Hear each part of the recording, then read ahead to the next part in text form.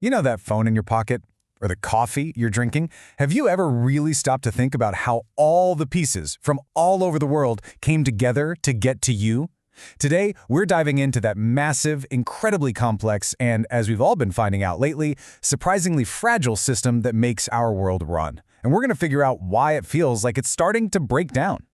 Right, so we've all seen it. You go to the store, and the shelves are just empty. We all remember hearing about that one container ship getting stuck and causing a literal global traffic jam. It really felt like the entire machine that runs our modern world just seized up and ground to a halt. So what happened? How did this system, which was built for incredible efficiency, suddenly seem so breakable? This wasn't just a random string of bad luck. It was like a massive global stress test. And honestly, it revealed some really deep cracks in the foundation of our economy. And we're not just talking about minor inconveniences here. This stuff has a massive financial impact. I mean, one study found that for the average American company, these disruptions cost a staggering $228 million. And that's not a one-time thing, that's every single year. That's the real price of fragility. Okay, so to understand why the system breaks, we first have to get a handle on how it's even built. It's something called the global value chain. The easiest way to think about it is like one single massive assembly line that stretches across the entire planet, building, well, everything. So a product doesn't just start in a factory with a pile of raw materials. Nope, it starts as an idea. The very first links in this chain are actually invisible. They're things like research and development, product design, that pure brainpower that imagines something new and figures out how to make it. Then, once that idea is locked in, the physical journey can begin.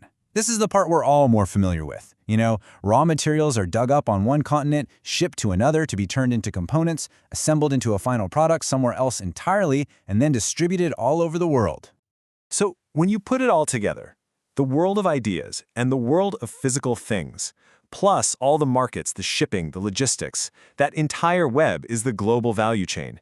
And for the last 30 years or so, this interconnected system has given us incredible efficiency and low prices. But it also created a hidden and pretty dangerous side effect.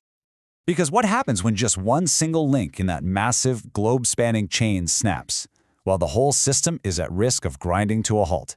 It turns out its greatest strength, how interconnected everything is also its biggest weakness. Let's just be clear on the word vulnerability. It's the quality of being easily hurt or attacked. And it turns out that in our superconnected world, these global value chains are a really, really easy target. So where are these attacks coming from? Well, you can basically sort all the threats into two main buckets. You've got your external risks. These are the big, uncontrollable things that happen to a company. Think hurricanes, cyber attacks, political chaos. Then you have internal risks. These are the things that go wrong inside the company, like somebody making a mistake, bad planning, or equipment breaking down. And just look at this. The list of things that can go wrong is huge. On the outside, you've got everything from Mother Nature to geopolitics. On the inside, it could be a simple human error or a bad sales forecast. The crazy part is that any single one of these can create a domino effect that brings the whole chain to its knees. So, if risk is lurking around every corner, what's the solution? I mean, you can't get rid of risk completely, right? But what you can do is learn to manage it. And that's the whole idea behind something called supply chain risk management. It's all about building a chain that's flexible enough to bend when it gets hit, but strong enough not to actually break. And there's actually a playbook for how to do this. It's a pretty straightforward 5-step process.